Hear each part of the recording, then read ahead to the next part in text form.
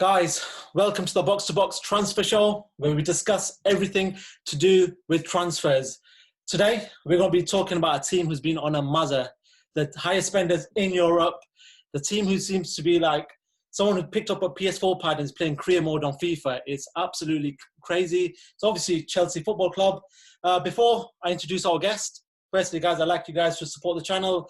Hit a subscribe if you like the channel, thumbs up, hit the bell button for future notifications. But I'd like to introduce somebody that I've known for a little while, somebody who's a reporter, but also at this present time doing big things in the football scene with his channel, Viper Sport. It's none other than Fuad from Viper Sport. Fuad, how you doing, my man? I'm good, man. Thank you for having me on. I'm loving what you guys have got going on.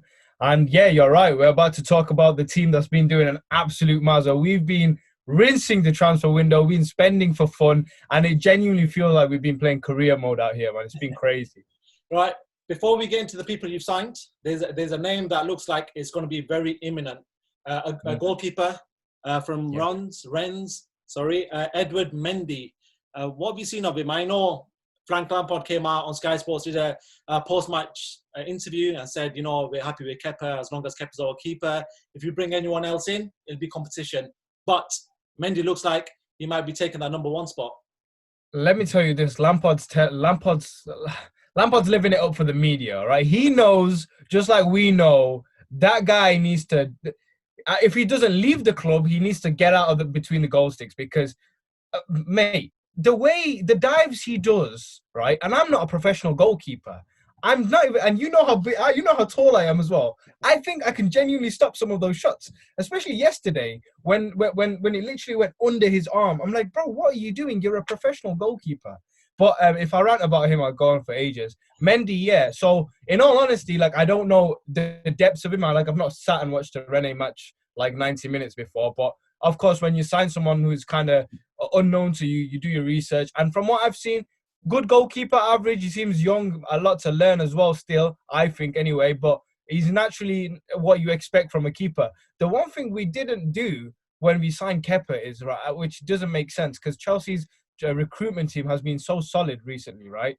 When we signed Kepa, why didn't we look first and foremost at his physical capabilities? He's not very tall and he hasn't got a good reach. And that's one thing straight away Mendy beats him on. He's like, Mendy's like 6'4" or something, and he's got this crazy reach as well. So that's exactly what you need in a keeper. And yeah, 25 million, I'm not complaining. He's highly rated in France. So I'm going to take him every day of the week. I think Frank's just, like I said, living it up to the media, trying to put on this front that, we're a team, solidity, this, that. No, he knows we want him gone. Anytime anyone talks about Chelsea Football Club, it was evident at the end of last season that you needed defenders. You needed something at the back. You needed a new keeper. That looks like that's been resolved. In regards to defence, you've signed somebody who I rate very highly. He might be a little bit old, but Thiago Silva, that is probably one of the best signings this season, especially on the free transfer. Nobody saw that coming and bam, they just hit us with it. Wow. Just talk to me about that one. That one was the ultimate career mode because that one, I was like, what? When the first rumor came about, it was like, when you hear a transfer, like, rumor, which is never real, there's always one floating about.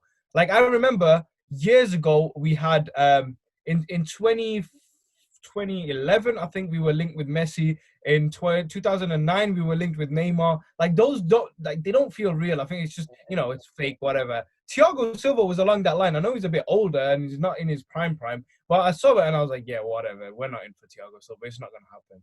Mate, when we signed him, genuinely, I was more gassed about Silva than I was about Werner, Havertz, any of the young signings we made because I was like, yes, we finally got what we need in that squad and it's experience. We've got a team full of youngsters who, who are good, who are talented, but they don't have that type of sort of leader in the changing room who's like, for years, every team goes through this transition, but we're going through it now. For years, we had the likes of Terry, Drogba, Lampard himself, even Ivanovic, moving on forward, Aspie. There always was that leader. I feel like Aspie, not so much compared to the names I named before, but we were missing that massive gaping hole in not just in the defense, but in terms of experience and leadership. And that's exactly what Silva brings. And I can't wait till he comes into the squad because I know already he's gonna shake up the whole defense. Yesterday we played Brighton, and individually a lot of the defensive players had good performances, Zuma and Christensen, but I didn't rate it. Like, there was no organization in terms of set piece tactics. There was nothing. It was always like whenever Brighton put the ball in the box, you're like, oh, whoa, what's going to happen here? And that's where Thiago Silva literally changes everything. Okay. I'm a big fan, mate, to be honest. I think, it's a big signing. I think Chelsea have just done some crazy stuff this window, like big thing in this window. But before I talk about the players that you've signed, I want to talk about another player you're linked to, somebody who I trust quite a lot in regards to the transfer game, and I know a lot of football people do trust him, is Fabrizio Romano. He's like the Don, he's like the OG of the transfer market. He's who I'm trying to be, but I don't know any context to find out anything, so I just go with Sky Sports. I go with him, he do things, and I go off it. Let's talk about Declan Rice, because what he's saying is that that's possibly the next target that you guys are going for. What do you make of that one? Declan's, again, like, not one signing, I think, this season have I gone, we don't need him. Everyone that we've gone for, again, props to the recruitment team for making sure we're getting the right players and players we need. Declan's going to be interesting because he is so good going forward, and he's got this whole package in terms of defensive style of play and going forward as well. He's shown that. And in and around that position, we've got Jorginho, we've got Kante who can drop as well.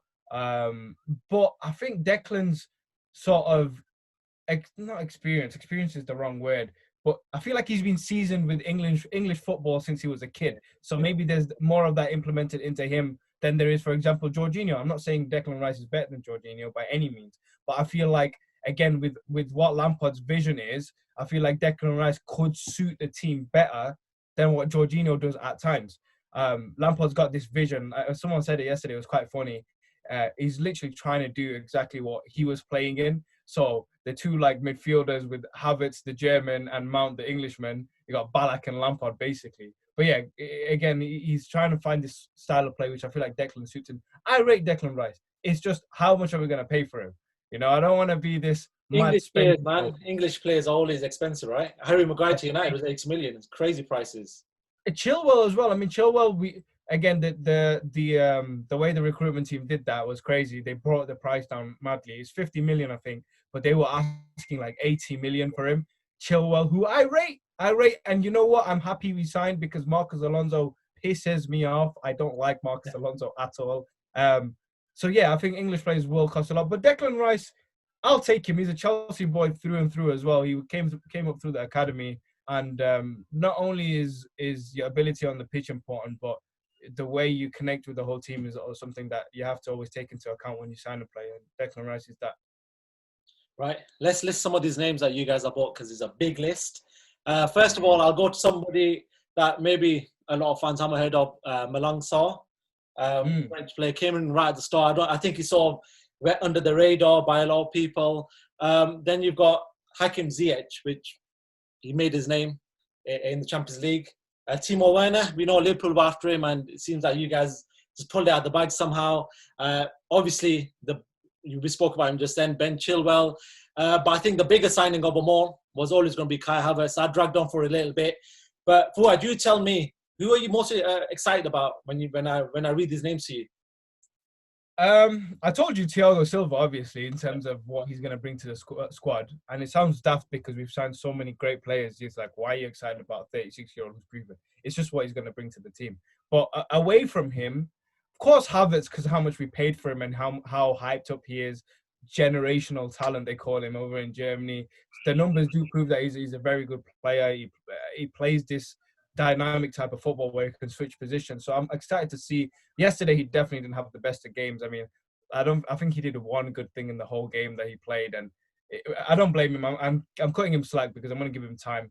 But other than that, it's got to be Timo Werner, man. Oh my God, watching that guy play yesterday it was like everything we were missing up top. We've got Giroud, the big centre forward who bangs in a goal here and there. We've got Tammy Abraham, the youthful striker, number 9. But then Timo Werner comes in. first of all, his pace is underrated. His pace is disgusting. He's running and he didn't even tire. He was running around like a headless chicken. He did not tire once. And he was carrying a little injury as well. He took a knock from that penalty. So that goes to show his sort of capability. Also, he's a diverse striker. So he'll switch onto the wing. I kept my eye on him while the game was going on. Off the ball, I was just watching the runs he was making. And he was going onto the wing, cutting back, letting Mason fit into the striker. It was so strange, but so nice to watch at the same time, attacking every last ball. And I think that's a position where, like, attacking-wise, last season we were good, but we just missed that extra little bit. And that's exactly what Werner's going to be. I think Liverpool are going to regret it long term. In a few years' time, when Timo's like going down as one of the best players in the Premier League and bagging goals for fun and winning us Premier League titles, Liverpool are going to regret it big time that they didn't put more effort into signing him. Because Salah and them are going to go downhill sooner or later. They're going to get figured out. They are getting figured out. They're not playing as good football as they used to. They're getting figured out slowly and slowly. Don't get me wrong, good team, but they needed someone like Werner, and I'm so glad we've got him. All right, so with all these ins, there's got to be some outs. There's a few names linked, but a name that's sort of been coming out once, and I've seen it again just recently, is N'Golo Kante. It seems to be a name that possibly may be leaving. What do you make of that? I know he's been like the linchpin for you guys in the middle of that midfield, especially under Conte. But Conte sort of moved him about here and there. But even then, any team that he's gone to, he's won a Premier League with. What do you make of that one? Would you want to see him go? It's a no from me, bro. It's a no from me. How are we gonna let one of the, and I'm saying it with my chest, one of the best players in the world go? N'Golo Kante is one of the best players in the world. It doesn't make any sense. Of course, he's gonna have battles, especially if you sign Rice. Depending on where Lampard plays him, he's gonna have battles to get into the team, which I think he'll win a lot as well. He definitely, don't get me wrong, he definitely is on a bit of a decline. He's not the Kante of 2 years ago. I don't know why, maybe just because of age, but God, he's still running. He runs around and controls that midfield on a daily basis. Yesterday, you saw glimpses of that as well. He played good. Kante is a type of player that you won't replace easily. Again, you might get a Declan Rice in who's a very good player, but letting Kante go would be the biggest mistake we've ever made because he's still got a good 3-4 years in his tank. Even if he starts going further downhill, he can still bring something to that team. And especially letting him go for a price of like $70-80 million. Honestly, I would, that would be dumb, like straight up dumb. There's no other way to describe it. But yeah, I think Lampard's sort of shut that whole side of things off. He's like, no, I'm not going to sell him. I'm no interest to sell him at all. But yeah, man, Kante, I think every rival fan knows, like, Kante is the guy. Like, everyone would take Kante in their team. In regards to outs then, what are you reading at the moment? Who's sort of looking at leaving Stamford Bridge? There's a lot of weird outs. Actually, before we speak about that, let me just put an honourable mention in about something I was pissed off about yesterday. I will never understand why we let Tariq Lamptey go. Oh my God, what a baller, man. That kid is amazing. He came onto that pitch yesterday like he had something to prove. Well, he did. He came on and he was rapid. He honestly, he had Alonso in his pocket and he was running with Alonso in his pocket. It was crazy. But obviously, we got Reece James in that position. I think the competition is something. I don't know why we didn't just send him out on loan. If it was his decision to say, all right, look, I want to go for good, let me go, then I can understand. But yeah, just an honourable mention. What a baller he is. But other than that, yes, Marcus Alonso. There's the guy I don't think I want to see in my team anymore. He's like a stiff double-decker bus, which has some speed, but not enough, He'll run around a little bit, but he's making pointless runs at times. There's not enough power in that engine, isn't it? There's not enough power in that engine. He's done stuff before in games, which I've been impressed with. He scored some good goals, don't get me wrong. But defensively, like, you've been in that Chelsea team for a solid amount of years. You've played good level football. And to let a young Tariq Lamptey do that to you when you're not even old is disgraceful. Like, I know I said he's a baller, but still, you should have it under control to some extent. He didn't. He got slapped up all over the place. There's one. Kepa, don't get me wrong. Kepa, I don't want him in the club. It's going to be hard to sell him because we signed him for such a fee. either way, we're going to take a loss. Like, who's going to turn around and go, you know what, lads? Let's go and sign Kepa Arrizabalaga. He's a decent goalkeeper. Let's splash 50, 40, even 30 million on him. No one wants him. So that's going to be hard to get rid of, but I don't want him. Who else? Who else do I not want on the club? It's difficult. See, a lot of these other ones that, like, for example, like Mason Mount, who has to fight for his position, Callum Hudson-Odoi, who has to fight for his position.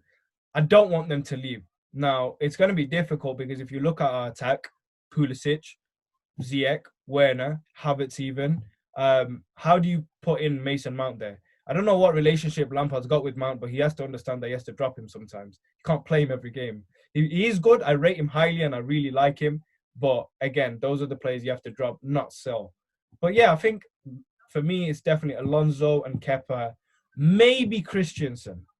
Maybe Christensen. I'm not sure. He put in a good shift yesterday, but he's every time he's on the ball, I get a little heart attack. I'm like, oh, stop it. Just pass the ball, get it out. But yeah. Let's talk about Frank Lampard, actually. Spent all this money. Big pressure on him now. But what would you say that the minimum a Chelsea fan expects from him, or even just football fans, even Abramovich, what's the minimum he expects from Lampard? See, but when you say those three things, though, it's like everyone expects something different. I will expect something different. You, as a rival fan, will expect something different. Abramovich, I don't know. I don't really speak to him. He's got a lot more money than me, so he won't ever have me in his contents. But for me, as a fan, I expect to finish, and it might sound a bit weird, I don't want to finish lower than third. Third is fine. Third with no trophies is fine. Hear me out why. We've got to compete with the in-depth Manchester City squad. We've got to compete with a Liverpool squad that's very well put together. And then if we can beat off the likes of Man United and Arsenal and Tottenham, they are beatable. Now, that's why I'm saying third is fine. Cup competitions is a funny one, okay? You can get knocked out by a Bradford City here or there. You can. It happens, right? So cup competitions, of course, I want him to win something. But again, this season, I don't expect much in terms of that. I just want to see good football, and I want to see, the squad gelling together. Funnily enough, beginning of last season, I said, I don't expect nothing from this squad. I literally said that. No joke. I said, I don't expect to finish top 4, and I don't expect us to win a trophy because of the squad we had and because of Lampard's managerial experience. Now, after last season, I'm like, all right, Lampard can do a little bit of this, and we have invested massively into the squad. I'm not going to say go and win the league because it's a long-term process, like we've seen before, Klopp. Go get third. Go secure third on a strong one. And I don't mind if Liverpool and City are ahead of us, like I said, why. And then the following season will be the season. Now you got to win something. You got to either be in a neck and neck title race, or you definitely have to win a trophy in terms of a cup or anything. I want to ask you, as a rival fan, then, what do you expect of Frank Lampard? He needs to win a trophy. For me, he needs to finish top. He needs to finish top 3 would be what he needs to do, and a trophy, FA Cup would be good. Carabao is always just like, it's there, isn't it? It's just, you win it. If you don't win it, you don't win it. But for somebody like Chelsea, they spend a lot of money, man. So I reckon them two, Champions League, I just don't think they're cut for the Champions League yet, man. And that's just because there's a lot of elite teams in the Champions League, and Chelsea are not just there yet. But FA Cup, top 3, I think that might be a half decent season. But the season after, they'll have to look for the league, man. Like you said, I agree with what you said, man. Abramovich, again, I feel like everyone in the media and every other fan on YouTube and everything seems to be putting pressure on our team. But at the end of the day, most of like the fan base, like I'd say 95% of the fan base agree with me in terms of what I said. Like, all right, all he has to do is this, because a lot of people understand the long-term thing. But, never say never, because we won the Champions League with a 2012 squad, which was, we got experienced players in that team. But, bro, we had Ryan Bertrand start for us in that Champions League final. Solomon Kalou was in that squad. Now, if this Chelsea squad does come together very quick, remember yesterday we didn't have Mendy in net once we signed him. We didn't have Silva. We didn't have Kovacic. Kovacic, completely forgot about him. What a baller. Another person who competes in that position of Declan Rice, Kante, Jorginho type player. So, we could pull something off, but again, I'm going to say right now, Chelsea ain't winning the Champions League. Bayern Munich are better. I think Barcelona might have something to prove. I don't know if Messi's, going to get out of this this little period that he's in at the moment. I just want to prove a point next year. But FA Cup, Carabao Cup, I think that's the situation with you guys. It's definitely something we can achieve. I can see it can happen. It's like we were a goal away from winning it last season. Arsenal did bits. Aubameyang did bits. So fair play to them. So we can do it. It's possible, especially with this squad. We'll see. If it doesn't happen, Abramovich has been known to be ruthless. But another thing is Frank Lampard's like Chelsea's golden boy. He's like his golden child, being that poster boy a couple of years ago. Do you think if you guys don't really do much this season, he's gone and there's going to be someone else in? Because we've seen that before. Yeah, that's the thing though. Like, for being a Chelsea fan for years, you're like, every year, like, we'll sign a manager and then it's like 2 seasons, boom, gone. Even Di Matteo, remember when he won the Champions League, gets sacked the following season? That was disgraceful. Like, bro, give the guy a chance. Give him a chance to work with this team. But yeah, I think finally, like, the one reason I was glad about Lampard, of course, you're iffy about the experience, is he is our golden boy. He is our poster boy. He's the club legend, the all-time highest goal scorer of the club. There's a lot going for it. So I think for that reason, Abramovich finally, for the first time, well, maybe the second time after Mourinho, but for the first time, definitely in terms of how we were as a club, the state of the club, has finally decided to go, all right, long term, let's try something slowly rather than going, I want to win. Just relax and grow the team. Because we've seen success stories elsewhere, Even Man City, I know they bought a lot of players at once, but they had a slow burning success and then boom, they became this super team. And so did Liverpool over the last 7 years. Cool. Fuad, before I let you go, just tell the people what you're up to. I know Viper Sports become massive on TikTok. I think that's where your sort of platform grew elsewhere. But yeah, just tell people what you're up to nowadays, man.